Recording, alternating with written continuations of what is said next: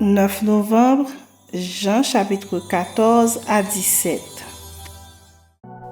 Que votre cœur ne se trouble point, croyez en Dieu et croyez en moi. Il y a plusieurs demeures dans la maison de mon Père. Si cela n'était pas, je vous l'aurais dit. Je vais vous préparer une place.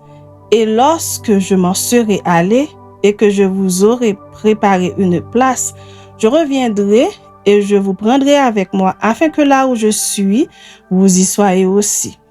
Vous savez où je vais et vous en savez le chemin. Thomas lui dit, « Seigneur, nous ne savons où tu vas. Comment pouvons-nous en savoir le chemin? » Jésus lui dit, « Je suis le chemin, la vérité et la vie. Nul ne vient au Père que par moi. Si vous me connaissiez, vous connaîtriez aussi mon Père. Et dès maintenant, vous le connaissez et vous l'avez vu. » Philippe lui dit, « Seigneur, montre-nous le Père et cela nous suffit. » Jésus lui dit, « Il y a si longtemps que je suis avec vous et tu ne m'as pas connu, Philippe.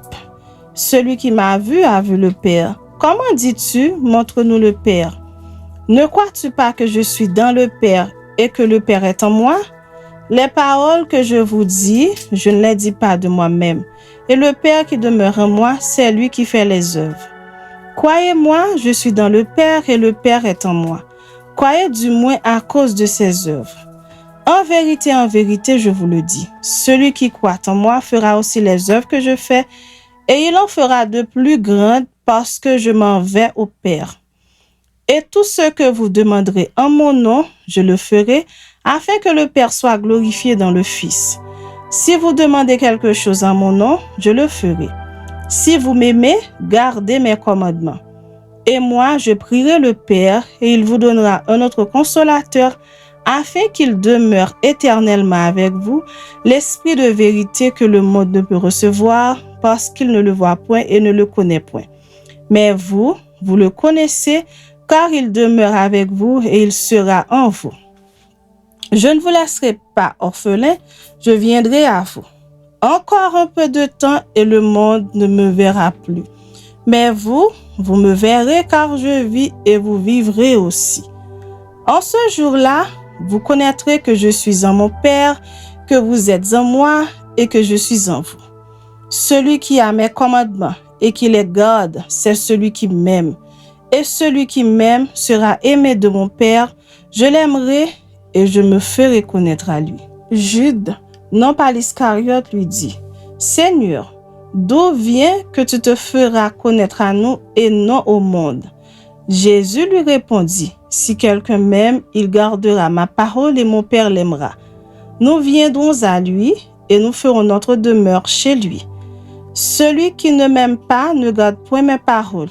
Et la parole que vous entendez n'est pas de moi, mais du Père qui m'a envoyé. Je vous ai dit ces choses pendant que je demeure avec vous, mais le Consolateur, l'Esprit Saint que le Père enverra en mon nom, vous enseignera toutes choses et vous rappellera tout ce que je vous ai dit. Je vous laisse la paix, je vous donne ma paix. Je ne vous donne pas comme le monde donne, que votre cœur ne se trouble point et ne s'alarme point. Vous avez entendu que je vous ai dit, je m'en vais et je reviens vers vous. Si vous m'aimiez, vous vous réjouiriez de ce que je vais au Père, car le Père est plus grand que moi. Et maintenant, je vous ai dit ces choses avant qu'elles arrivent, afin que lorsqu'elles arriveront, vous croyiez. Je ne parlerai plus guère avec vous, car le prince du monde vient. Il n'a rien en moi. Mais afin que le monde sache que j'aime le Père et que j'agis selon l'ordre que le Père m'a donné, levez-vous, partons d'ici. Chapitre 15. Je suis le vrai cep et mon Père est le vigneron. Tout sarment qui est en moi et qui ne porte pas de fruit, il le retranche. Et tout sarment qui porte du fruit, il l'émonde afin qu'il porte encore plus de fruits. Déjà, vous êtes purs à cause de la parole que je vous ai annoncée. Demeurez en moi et je demeurerai en vous. Comme le sarment ne peut de lui-même porter du fruit, s'il ne demeure attaché au cep, ainsi vous ne le pouvez non plus si vous ne demeurez en moi. Je suis le cep, vous êtes les sarments. Celui qui demeure en moi et en qui je demeure porte beaucoup de fruits, car sans moi, vous ne pouvez rien faire. Si quelqu'un ne demeure pas en moi, il est jeté dehors comme le sarment et il sèche. Puis on ramasse les sarments, on les jette au feu et ils brûlent. Si vous demeurez en moi et que mes paroles demeurent en vous, demandez ce que vous voudrez et cela vous sera accordé. Si vous portez beaucoup de fruits, c'est ainsi que mon Père sera glorifié et que vous serez mes disciples. Comme le Père m'a aimé, je vous ai aussi aimé. Demeurez dans mon amour. Si vous gardez mes commandements, vous demeurerez dans mon amour, de même que j'ai gardé les commandements de mon Père et que je demeure dans son amour. Je vous ai dit ces choses afin que ma joie soit en vous et que votre joie soit parfaite. C'est ici mon commandement. Aimez-vous les uns les autres, comme je vous ai aimé. Il n'y a de plus grand amour que de donner sa vie pour ses amis. Vous êtes mes amis si vous faites ce que je vous commande. Je ne vous appelle plus serviteur parce que le serviteur ne sait pas ce que fait son maître. Mais je vous ai appelé ami parce que je vous ai fait connaître tout ce que j'ai appris de mon Père. Ce n'est pas vous qui m'avez choisi, mais moi, je vous ai choisi. Et je vous ai établi afin que vous alliez et que vous portiez du fruit et que votre fruit demeure, afin que ce que vous demanderez au Père en mon nom, il vous le donne. Ce que je vous commande, c'est de vous aimer les uns les autres. Si le monde vous hait, sachez qu'il m'a haï avant vous. Si vous étiez du monde, le monde aimerait ce qui est à lui. Mais parce que vous n'êtes pas du monde et que je vous ai choisi du milieu du monde, à cause de cela, le monde vous hait. Souvenez-vous de la parole que je vous ai dite. Le serviteur n'est pas plus grand que son maître. S'ils m'ont persécuté, ils vous persécuteront aussi. S'ils ont gardé ma parole, ils garderont aussi la vôtre. Mais ils vous feront toutes ces choses à cause de mon nom, parce qu'ils ne connaissent pas celui qui m'a envoyé. Si je n'étais pas venu et que je ne leur eusse point parlé, ils n'auraient pas de péché. Mais maintenant, ils n'ont aucune excuse de leur péché. Celui qui me hait est aussi mon Père. Si je n'avais pas fait parmi eux des œuvres que nul autre n'a faites, ils n'auraient pas de péché, mais maintenant ils les ont vus et ils ont haï moi et mon Père. Mais cela est arrivé afin que s'accomplisse la parole qui est écrite dans leur loi. Ils m'ont haï sans cause. Que je vous enverrai de la part du Père l'Esprit de vérité qui vient du Père. Il rendra témoignage de moi. Et vous aussi, vous rendrez témoignage parce que vous êtes avec moi dès le commencement. Je vous ai dit ces choses afin qu'elles ne soient pas pour vous une occasion de chute. Ils vous excluront des synagogues et même leur vient ou quiconque vous fera mourir croira rendre un culte à Dieu. Et ils agiront ainsi parce qu'ils n'ont connu ni le Père ni moi. Je vous ai dit ces choses afin que lorsque l'heure sera venue, vous vous souveniez que je vous les ai dites. Je ne vous en ai pas parlé dès le commencement parce que j'étais avec vous. Maintenant, je m'en vais vers celui qui m'a envoyé et aucun de vous ne me demande « Où vas-tu » Mais parce que je vous ai dit ces choses, la tristesse a rempli votre cœur. Cependant, je vous dis la vérité. Il vous est avantageux que je m'en aille, car si je ne m'en vais pas, le consolateur ne viendra pas vers vous. Mais si je m'en vais, je vous l'enverrai. Et quand il sera venu, il convaincra le monde en ce qui concerne le péché, la justice et le jugement. En ce qui concerne le péché, parce qu'il ne croit pas en moi. La justice, parce que je vais au Père et que vous ne me verrez plus. Le jugement, parce que le prince de ce monde est jugé. J'ai encore beaucoup de choses à vous dire, mais vous ne pouvez pas les porter maintenant. Quand le consolateur sera venu, l'Esprit de vérité, il vous conduira dans toute la vérité, car il ne parlera pas de lui-même, mais il dira tout ce qu'il aura entendu et il vous annoncera les choses à venir. Il me glorifiera parce qu'il prendra de ce qui est à moi et vous l'annoncera. Tout ce que le Père a est à moi. C'est pourquoi j'ai dit qu'il prend de ce qui est à moi et qu'il vous l'annoncera. Encore un peu de temps et vous ne me verrez plus. Et puis encore un peu de temps et vous me verrez parce que je vais au Père. Là-dessus, quelques-uns de ses disciples dirent entre eux, « Que signifie ce qu'il nous dit? Encore un peu de temps et vous ne me verrez plus.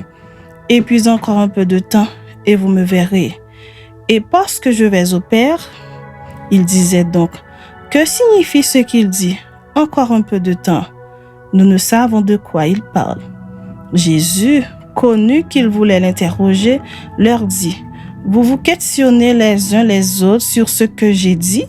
Encore un peu de temps et vous ne me verrez plus. Et puis encore un peu de temps et vous me verrez. En vérité, je vous le dis, vous pleurerez et vous vous lamenterez et le monde se réjouira. Vous serez dans la tristesse, mais votre tristesse se changera en joie. La femme, lorsqu'elle enfante, éprouve de la tristesse parce que son heure est venue. Mais lorsqu'elle a donné le jour à l'enfant, elle ne se souvient plus de la souffrance à cause de la joie qu'elle a de ce qu'un homme est né dans le monde. Vous donc aussi, vous êtes maintenant dans la tristesse. Mais je vous reverrai et votre cœur se réjouira et nul ne vous ravira votre joie. En ce jour-là, vous ne m'interrogerez plus sur rien. En vérité, je vous le dis, ce que vous demanderez au Père, il vous le donnera en mon nom. Jusqu'à présent, vous n'avez rien demandé en mon nom. Demandez et vous recevrez afin que votre joie soit parfaite. Je vous ai dit ces choses en parabole. L'heure vient où je ne vous parlerai plus en parabole, mais où je vous parlerai ouvertement du Père. En ce jour, vous demanderez en mon nom, et je vous ne dis pas que je prierai le Père pour vous, car le Père lui-même vous aime parce que vous m'avez aimé, et que vous avez cru que je suis sorti de Dieu. Je suis sorti du Père et je suis venu dans le monde.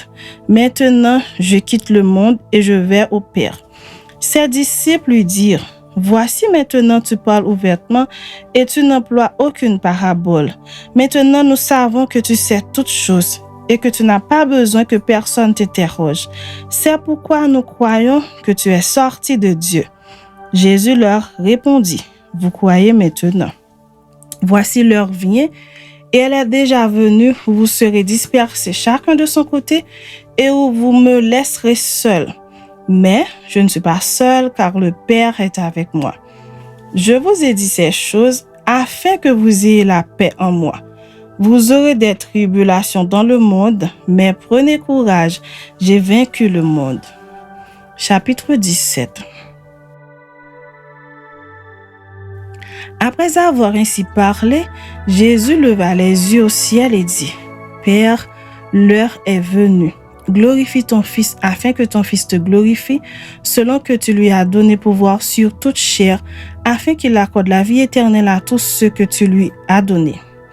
Or, la vie éternelle, c'est qu'ils te connaissent, toi le seul vrai Dieu, et celui que tu as envoyé, Jésus-Christ. Je t'ai glorifié sur la terre, j'ai achevé l'œuvre que tu m'as donnée à faire. Et maintenant, toi, Père, glorifie-moi auprès de toi-même de la gloire que j'avais auprès de toi avant que le monde fût. J'ai fait connaître ton nom aux hommes que tu m'as donnés du milieu du monde. Ils étaient à toi et tu me les as donnés. Ils ont gardé ta parole. Maintenant, ils ont connu que tout ce que tu m'as donné vient de toi.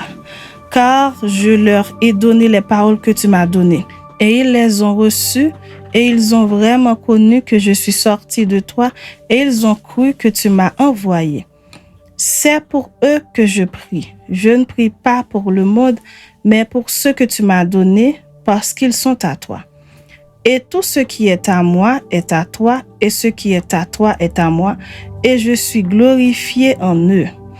Je ne suis plus dans le monde et ils sont dans le monde et je vais à toi. Père Saint, garde en ton nom ce que tu m'as donné afin qu'ils soient un comme nous. Lorsque j'étais avec eux dans le monde, je les gardais en ton nom. J'ai gardé ce que tu m'as donné et aucun d'eux ne s'est perdu. Sinon le fils de perdition a fait que l'écriture fût accomplie. Et maintenant je vais à toi et je dis ces choses dans le monde afin qu'ils aient en eux ma joie parfaite. Je leur ai donné ta parole et le monde les a haïs parce qu'ils ne sont pas du monde comme moi, je ne suis pas du monde. Je ne te prie pas de les ôter du monde, mais de les préserver du mal. Ils ne sont pas du monde comme moi, je ne suis pas du monde. Sanctifie-les par ta vérité, ta parole est la vérité. Comme tu m'as envoyé dans le monde, je les ai aussi envoyés dans le monde. Et je me sanctifie moi-même pour eux, afin qu'eux aussi soient sanctifiés par la vérité.